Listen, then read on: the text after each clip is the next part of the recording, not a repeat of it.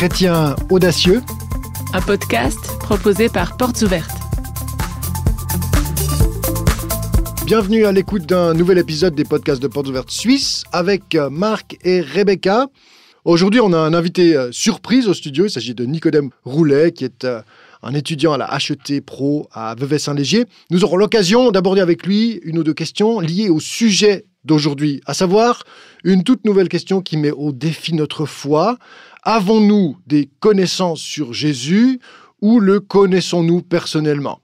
Jésus est-il un livre d'histoire ou de théologie, une vieille connaissance de longue date, certes, mais dont nous avons perdu la trace, ou un véritable ami? Quelle différence, quel enjeu? On va en parler avec toi, Rebecca, mais pour commencer, tu as une nouvelle pour nous du terrain. C'est une prière urgente de nos partenaires d'une église locale en Inde. Ouais, tu sais peut-être qu'à Portes Ouvertes, on prie beaucoup pour les chrétiens persécutés et puis on reçoit des nouvelles de partout dans le monde, là où les chrétiens sont le plus persécutés. Et puis en Inde, c'est particulièrement difficile pour les chrétiens actuellement. Alors on a reçu une demande de prière d'un pasteur qui s'appelle Shekhar. Et sa situation à lui, c'est qu'il a été arrêté et interrogé et violemment torturé par la police récemment. Et puis il est dans la situation de devoir faire un choix. Parce qu'il avait formé son fils pour qu'il devienne pasteur comme lui.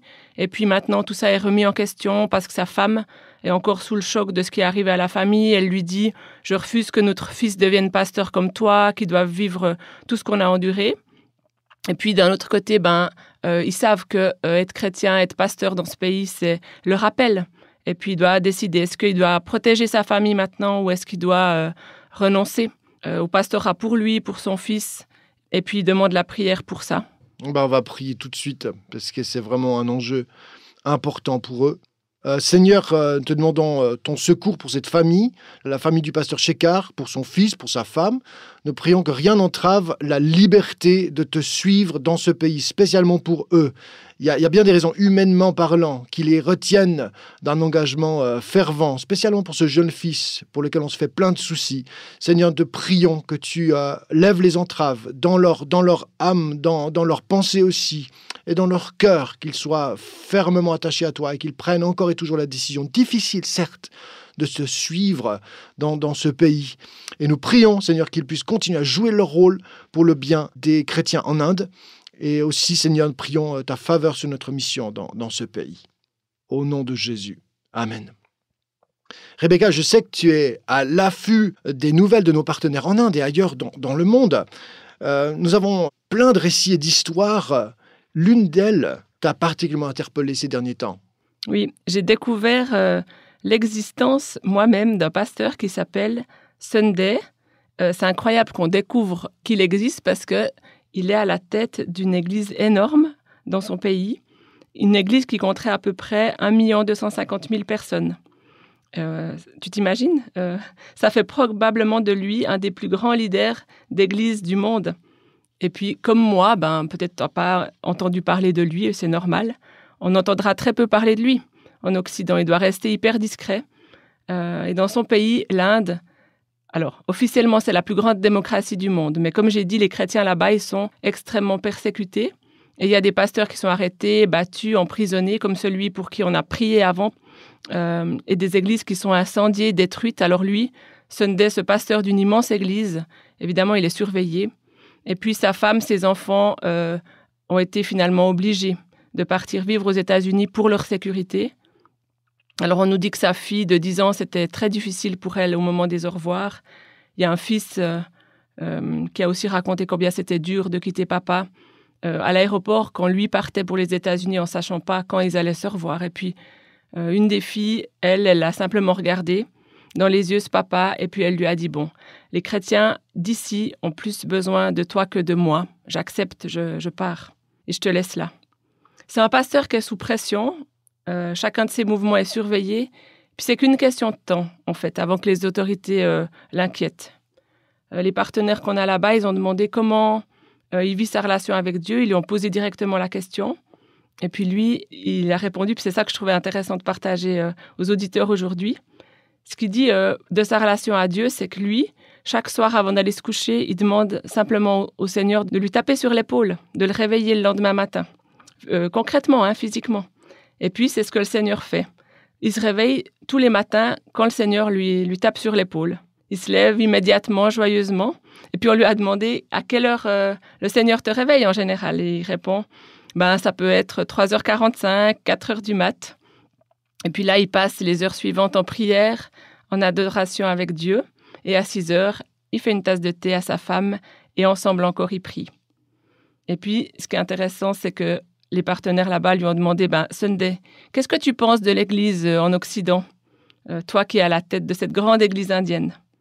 Et puis, ils étaient à la fin d'une visite de 2 semaines avec lui, où les collaborateurs avaient vu l'église de Sunday dans toute sa beauté, une grande église, après aussi avec tous ses défis. Et puis cet homme de Dieu, humble et doux, répond, « Frère, moi je ne suis pas digne de répondre à cette question. Seul Jésus l'est. C'est lui seul qui peut dire comment est l'état d'une église. » Et puis lui, Sunday, il disait, « C'est toujours beau de voir des gens rassemblés pour adorer Jésus. » C'est ça qu'il a répondu. Il n'a pas dit voici les défis de vos églises. Oui, moi je pense qu'en Occident, voilà les problèmes que vous avez, ce que j'aime, ce que je désapprouve. Il n'a rien dit de tout ça. Ce qu'il a répondu, c'est je ne suis pas digne de répondre. Mais je vais vous dire, chaque fois que je vois des frères et sœurs louer le Seigneur ensemble, c'est une belle chose. Impressionnant. Nous, en Occident, on est si prompts à critiquer. On est devenus des consommateurs d'église, il faut dire. Un peu. Peut-être pas la majorité d'entre nous, mais quand même, c'est dans la culture. On consomme et on critique. On n'aime pas, on apprécie ou non. Et puis, on est prompt à critiquer, précisément.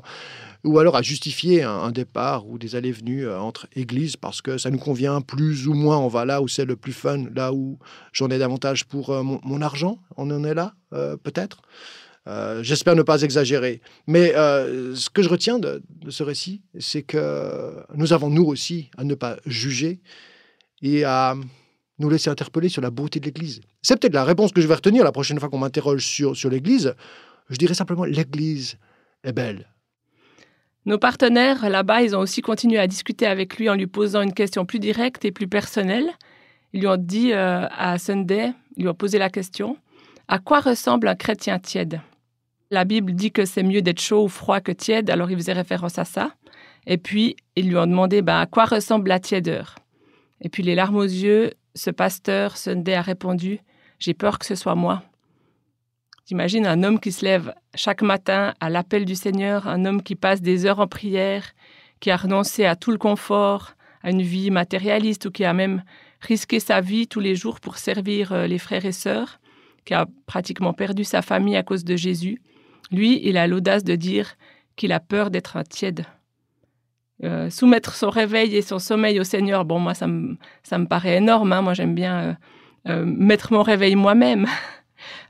Cette confiance en Dieu-là, comme démonstration d'une relation de proximité avec Jésus, c'est assez concret. Et puis, sans parler du temps passé en prière, même si Dieu tient pas des comptes du temps où tu pries, mais... C'est vrai, Dieu ne tient pas des comptes, mais il aime notre soumission. Et je suis sûr qu'il honore ce pasteur du temps consacré en prière. Et c'est aussi une interpellation pour nous. Ce qui m'amène au sujet d'aujourd'hui, Rebecca, connaître Jésus. Comment est-ce que je connais Jésus? Est-ce que je sais, théoriquement, on posera la question tout à l'heure à notre étudiant en théologie, est-ce que je sais certaines choses sur lui? Oui, sûrement, évidemment, mais je crains que beaucoup d'entre nous, à la question est-ce que je le connais intimement en Occident, on soit confronté à une question difficile. Les défis posés à notre foi, c'est peut-être aujourd'hui des questions que nos générations d'après-guerre n'ont jamais cru devoir poser. Blackout, pas blackout, sécurité alimentaire, sécurité énergétique. Et puis, les questions très terre-à-terre. Vais-je voir mes factures de consommation d'électricité ou de gaz ou quoi tellement augmenter cet hiver que je serais mis à mal de les payer? Un Suisse poser ce genre de questions, ça paraît tout à fait incroyable. Mais c'est peut-être des défis nouveaux pour notre foi. Encore que je crois que malgré ces questions nouvelles, on se laisse encore distraire par notre facilité apparente. Distraire au point que Jésus est signifiant sûrement, mais pas au point d'y consacrer des heures et d'avoir comme ce besoin ardent de le chercher, de prier et de compter sur lui par la foi. Alors, il y a une grande différence entre connaître à l'occidental peut-être et connaître à l'indienne. Je connais Jésus, oui, mais une fois que je pousserai la porte du ciel, est-ce que Dieu me dira « Bienvenue » ou « Qui es-tu » ? Ça me fait penser à une rencontre. Enfin, j'ai sollicité la rencontre. J'ai appelé un ami pasteur récemment parce qu'il y avait comme un malaise, un froid, comme tu dis. C'est pas que la relation était tiède, elle était carrément au point mort. Il y avait comme un froid, un malaise. J'étais pas certain de la raison pour laquelle je me sentais un peu ignoré. Voilà, on se regardait pas ou les yeux fuyants. Je dis, il y a un truc là entre nous, ça joue pas. Et je l'ai appelé. C'est extrêmement rare que j'aille à le faire, mais je me suis dit, il faut que je creuse la question. Je lui dis, qu'est-ce qui se passe? Et tout navré, il m'a expliqué que rien. Il n'y avait rien du tout. Seulement, il est dyslexique. Et il confond souvent les gens, spécialement les deux frères jumeaux pasteurs de surcroît, avec le cadet qu'il est aussi. Enfin, 3 frères dans le pastorat, il ne savait plus à qui s'adresser et il ne se souvenait même pas de nos prénoms. Alors, à force de gêne, presque de honte à devoir revenir serrer une main et puis ne pas se souvenir de qui il a en face, il a préféré éviter la relation. Alors, je lui lance pas la pierre, hein. Ça m'arrive à moi aussi de confondre les gens ou d'oublier leur prénom, franchement. Mais là, il était vraiment en souffrance. Dyslexique, la mémoire lui fait défaut. Et puis moi, ça m'a interrogé. Je me suis dit, c'est vrai, quand on connaît mal quelqu'un, parce que c'est un ami à distance, hein, je dis un ami parce qu'une connaissance, mais quelqu'un que je respecte, c'est pour ça que ça me touchait. Et quand on a cette relation distante avec quelqu'un, il n'y a rien sur quoi s'appuyer ou à quoi se raccrocher quand on est peut-être blessé, offensé, ou quand on semble être ignoré de sa part. Et alors, on se fait plein de procès d'intention. On se dit, il y a un truc qui colle pas, il y a un souci, alors qu'il n'en était rien. C'est vrai avec des collègues au boulot, peut-être. C'est vrai avec des voisins de quartier qu'on connaît mal. C'est peut-être même vrai dans l'église. Quand on est 1 250 000, mon Dieu, on ne peut pas savoir qui est à côté sur le banc à 3 mètres derrière. Donc, voilà, on ne connaît pas bien les gens et on s'interroge peut-être des fois sur leurs intentions. C'est une chose très réelle, avec laquelle parfois on doit se battre, j'imagine. Quelle est la température de la relation? Est-ce qu'on est en froid? Est-ce que la relation est plutôt tiédasse? Ou est-ce qu'elle est chaude, bouillante, et puis qu'il y a quelque chose de sympa qui se passe entre nous? Alors, c'est sur un plan humain que je pose la question. Oui, mais évidemment, la question, elle se pose avec la relation au Seigneur, hein. Absolument. C'est là où on aimerait être interpellé aujourd'hui. Quelle est la température de ma relation avec lui? En fait, l'Église persécutée, elle nous contraint à ce genre de questions. Est-ce que je suis connue de Dieu? Ou bien est-ce qu'il me dirait éloigne-toi de moi, je ne te connais pas? Et là, pour le coup, ce ne serait pas un trou de mémoire chez Dieu. Lui, il connaît parfaitement. Hein. Ouais. Certains disciples prophétisaient, ils chassaient des démons au nom de Jésus, ils faisaient toutes sortes de miracles. Et pourtant, Dieu leur dit, moi, je ne vous ai jamais connus. Oui, connaître. C'est plus que savoir. Ai-je réellement expérimenté le caractère de Dieu? Est-ce que je passe vraiment du temps avec lui? Est-ce que je le connais? Est-ce que je suis connu de lui? C'est ça la vraie relation. Alors, je me tourne vers Nicodème ici au studio. Nicodème, tu es étudiant à la HET Pro, tu fais donc des études de théologie. Comment est-ce que toi, Nicodème, tu vis cette tension, ce champ de tension entre connaître intellectuellement parlant, sur un plan théorique ou académique, Dieu, sa science, la théologie, et le connaître de manière personnelle, expérimentale, intime? Est-ce que tu te bagarres avec ces questions? C'est un sujet sur lequel je dois faire attention, on est bien d'accord, hein. C'est une des premières choses qu'on nous dit quand on commence à étudier la théologie. Nourrissez votre foi, ne nourrissez pas seulement votre intellect, parce que de décortiquer ce qu'est Dieu d'un point de vue académique, c'est dangereux. ça peut amener à une relativisation de Dieu, à un détachement vis-à-vis de la relation qu'on a avec lui. C'est un des grands risques d'étudier Dieu, c'est de trop le connaître intellectuellement et de ne plus le connaître dans son cœur. Donc c'est un domaine sur lequel il faut que chaque étudiant, que chaque personne qui s'intéresse un peu de près à la science de Dieu, à la théologie, soit prêt à faire attention. J'entends bien. Donc faire attention, continuer à connaître Dieu de cœur. Alors c'est pas antinomique, on peut connaître Dieu de façon très intellectuelle parce qu'on aime creuser les questions difficiles de la théologie, et connaître Dieu de manière personnelle et expérimentale. Mais c'est les deux qu'il faut maintenir en tension et creuser. J'entends bien. À partir de là, d'après toi, qu'est-ce qui peut éclairer notre connaissance de Dieu? Qu'est-ce qui peut rendre Dieu plus clair à nos cœurs? C'est justement de faire ce lien entre ce que l'on apprend intellectuellement et ce que l'on connaît de Dieu dans son cœur. C'est prendre le temps de le prier, de le louer, d'être avec lui et de le remercier pour ce qu'on apprend de lui, pour tout ce que les chrétiens qui sont venus avant nous ont théorisé, entre guillemets, d'un point de vue intellectuel, mais surtout de faire ce lien entre l'intellectuel et le cœur, de prendre le temps d'être avec lui, d'avoir une relation intime dans le silence, dans la prière, dans la lecture de la parole. Je pense que c'est un des mots-clés, c'est de prendre le temps d'être avec Dieu. Le culte personnel, comme on avait l'habitude de le nommer. C'est ça. Du temps avec Dieu. Que penses-tu de cette citation de Martin Luther King, un grand pasteur qui a fait l'histoire, qui a lutté pour l'abolition de la ségrégation raciale aux États-Unis? Il a mis l'amour en pratique et il a écrit, en dernière analyse, l'amour n'est pas cet élément sentimental dont nous parlons, cette simple émotion. L'amour est une bonne volonté créatrice. Et quelqu'un en a fait un commentaire, une certaine Caroline Marshall, que je cite ici, « L'amour n'est qu'une abstraction s'il ne se traduit pas en acte d'amour. » Alors après avoir parlé de l'amour sur le plan d'aimer Dieu par la pensée, la réflexion théologique, aimer Dieu de son cœur, ou à partir de cette relation, du temps de la relation, est-ce qu'il y a une place pour l'action? Est-ce que l'amour ne se traduit pas le mieux en action? On a vite tendance à penser que l'amour, c'est une chose que l'on contrôle, qu'on doit, nous, en tant que personne, donner à l'autre, qu'on doit, nous, en tant que personne, créer, on va dire ça comme ça. Mais il faut bien se rappeler que la base même de l'amour, la source même de l'amour, c'est Dieu.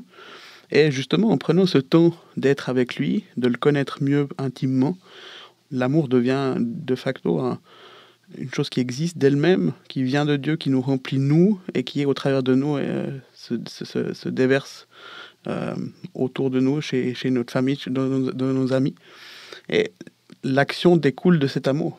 On ne choisit pas de faire des actes d'amour, on les fait parce que l'on aime grâce à Dieu. C'est très profond ce que tu dis, merci beaucoup. On ne commande pas l'amour, mais l'amour se commande s'il est naturel. Quelque chose découle naturellement de l'amour, s'il est bien ancré. De l'amour de Dieu. De l'amour de Dieu, j'entends bien, oui. Merci, oui. D'ailleurs, ça me fait penser à cette phrase de Jésus dans Jean, chapitre 14, verset 15, qui dit « Si vous m'aimez, vous garderez mes commandements. » Il y a quelque chose qui va de pair avec l'amour, ici, l'obéissance. Agir par amour, c'est aussi apprendre l'obéissance de la foi. Ce qui est intéressant, c'est que c'est pas dit « vous garderez mes commandements parce que vous m'aimez ». Ou parce que vous gardez mes commandements, vous m'aimez. Mais si vous m'aimez, vous garderez mes commandements. Il s'agit en effet d'un élan naturel. De l'amour découle une action. C'est ça, tout découle de l'amour. L'obéissance, comme la connaissance. Si on aime Dieu, on aura envie de lui obéir, ou ça va couler, comme vous disiez. Et puis ça va nous permettre aussi, comme dans un cercle vertueux, de le connaître mieux, d'être attiré. Moi je crois que vous m'avez convaincu. Mais maintenant, faut qu'on mette ça en pratique. Vous, moi, ceux qui nous écoutent. Merci de nous avoir écoutés pour cet épisode de Chrétiens audacieux, nouveau podcast de Portes ouvertes Suisse. N'oubliez pas de commenter et de partager cet épisode et de vous abonner à nos podcasts pour écouter partout les prochaines éditions. Et si vous voulez en savoir plus sur les chrétiens persécutés, vous pouvez vous rendre sur notre tout nouveau site internet www.portesouvertes.ch avec Rebecca. On vous retrouve le mois prochain pour un nouvel épisode. Ciao!